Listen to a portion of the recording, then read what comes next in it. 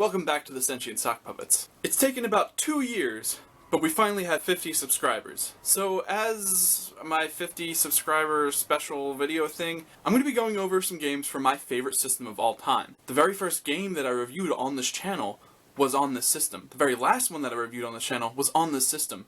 And after reviewing so many games on it, it's made me realize that this system is my favorite by far. And of course, I can't be talking about any other system than the Atari Lynx! All jokes aside, the 3DS has slowly but steadily become my favorite system of all time. And the reason I decided to do this for the 50 subscriber special is because I also recently got 50 3DS games. So here's how this video is going to work.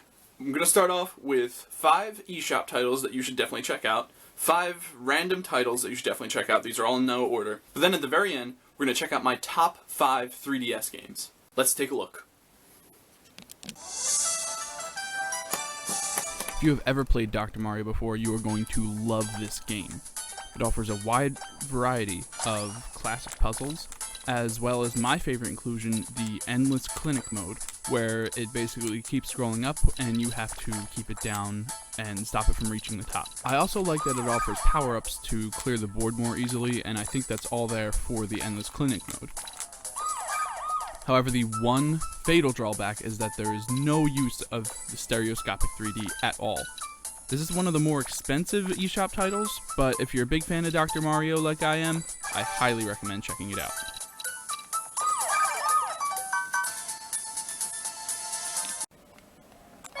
Harmonite is another 3DS eShop title that is even more expensive than Dr. Mario. I, however, got it at the end of Club Nintendo with all of my saved up points. This is a rhythm-based platformer made by the same people who made Pokemon, so how can it go wrong? The game is a little short, and it is actually kind of hard because you have to be very precise with all of your hits with your staff. However, if you're into rhythm games, this is definitely one that you should check out. Chain Blaster is definitely one of my favorite eShop titles. It is bursting to the seams with personality. I'm a relatively new fan to shmups, but this is one that changes it up quite a bit. Instead of just shooting every enemy, you actually have to store up points that you get from the enemy, and then you chain them by releasing a bomb that links the enemies together. It's kind of hard to explain, but you can see on the screen that it works very well. Eventually you get a ship that doesn't shoot at all, and you have to get very close to the enemies to chain them. I absolutely adore this game. If you like shmups, and you're looking for something a little bit different, this is for you.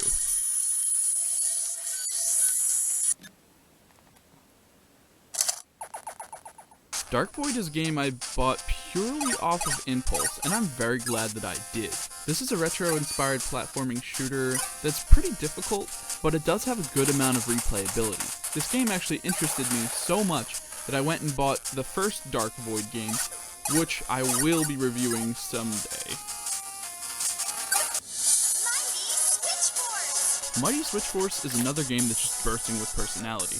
While it's a little bit short, it can be very difficult, but you will still enjoy every second you play of this. You play as a cop hunting down some scantily clad inmates who escaped. While this game definitely isn't for children, I definitely think that a lot of people should check this one out. It offers a lot of gameplay ideas that I've rarely seen in games. This game can be a blast to play. You just have to look past some of its flaws.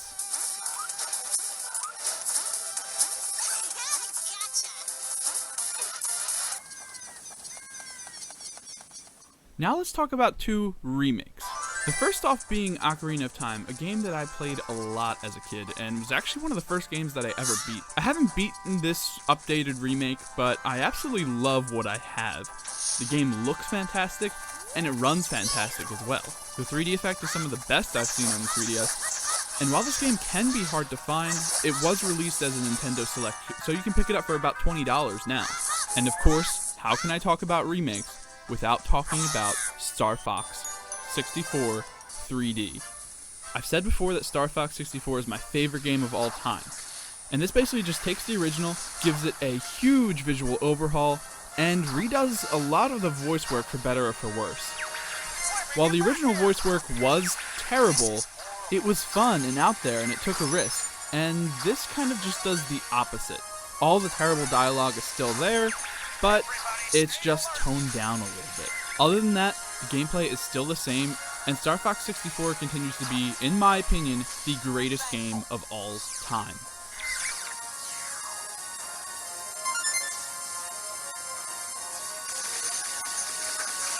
Do a barrel roll. Sorry to keep you waiting. I was very surprised when I heard that there was another Kid Icarus game coming out. We haven't seen one of these games in years. But Kid Icarus Uprising is a fantastic game, filled with personality. I know I say that a lot. But this game is a blast to play. It actually plays a little bit like Star Fox, but you get to aim around the screen. There are land segments in this, and they are extremely hard to control. Controls aside, this is actually one of the rarest games on the 3DS if you can find it complete in its original box, which I recently did. However, you can just find the game in a hard case for about $35 to $40.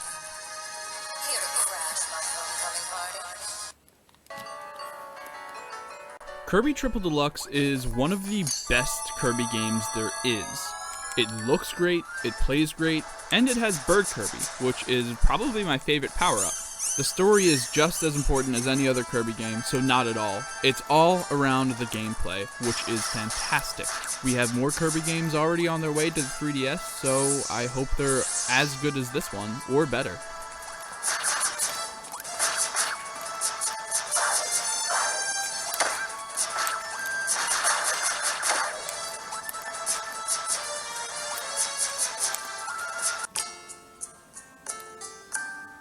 Now here's one that I've actually already reviewed, but it's so underrated that I definitely need to talk about it again. Hometown Story was made by the same person as Harvest Moon. This game gets a very bad rap for being bland, but if you play for it for more than just a few hours, you will fall in love with the characters of this game. Another thing that this game gets hate for is the music, and while yes, the theme that plays in your shop is terrible, every other theme in this game is an award winner in my opinion. This is Nobuo Uematsu we're talking about. He's done things like Final Fantasy, Smash Bros, Chrono Trigger, and his work is to video games as John Williams' work is to cinema. Check this game out, give it more than just a few hours, and you will love it.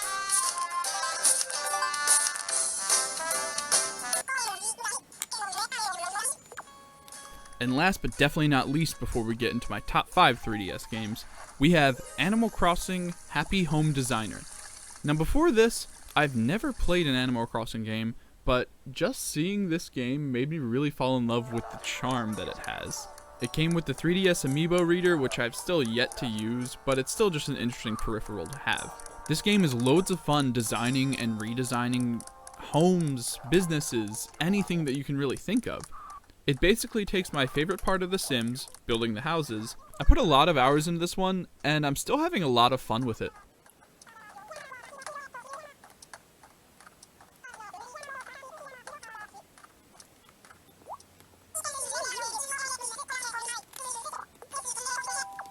So now that we've taken a look at some of the best that eShop has to offer, and also some of the best games on the system, what are my personal favorites? Now here's some rules for this.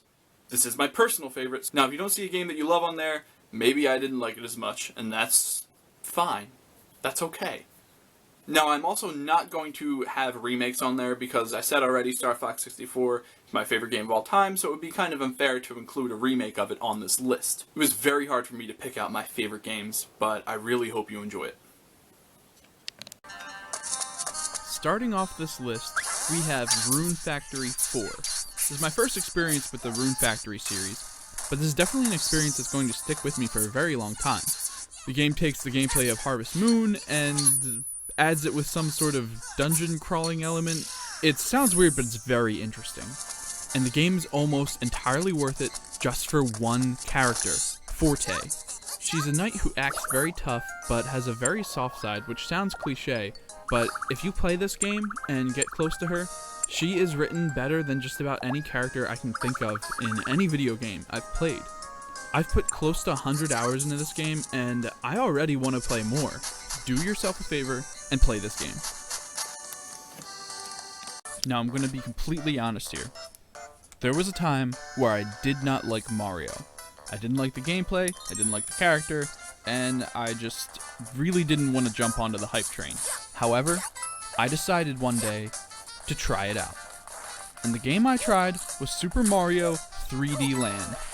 And this game has made me absolutely love Mario. It has the best use of the 3D that I've ever seen on the system. The gameplay is spot on, it looks amazing, and is just an overall grand adventure. If you're in the same boat as I was, where you just don't like Mario, if you play this game, I can guarantee that you will. While definitely not my favorite Pokemon game of all time, this is the first game that I've ever actually completed the Pokédex in. Between X and Y, I've probably put roughly 250 hours into this generation of Pokemon. The new Pokemon designs are great, while the new Pokemon are scarce in the game. I love the updated 3D graphics that Pokemon has.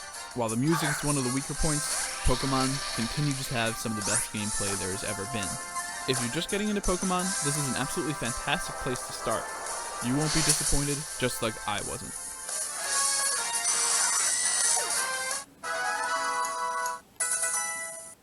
Stella Glow is a game that surprised me. I really didn't hear much about it before it came out, but after playing the demo, I rushed to the store to pick this game up, and I'm so glad that I did. This is one of the best stories I've seen on the 3DS, and also some of the best written characters I've seen as well. The music is also top-notch. While this game can be easy, I'm kind of glad that it is because it really helped me go through this experience without any hindrance and just enjoy it as much as I could. And if you play this game, you will. There's hardly anything bad that I can say about this game, and it really pains me to say that this isn't my number one spot, but there is a silver lining there. That means that there is a game better than Stella Glow on the 3DS.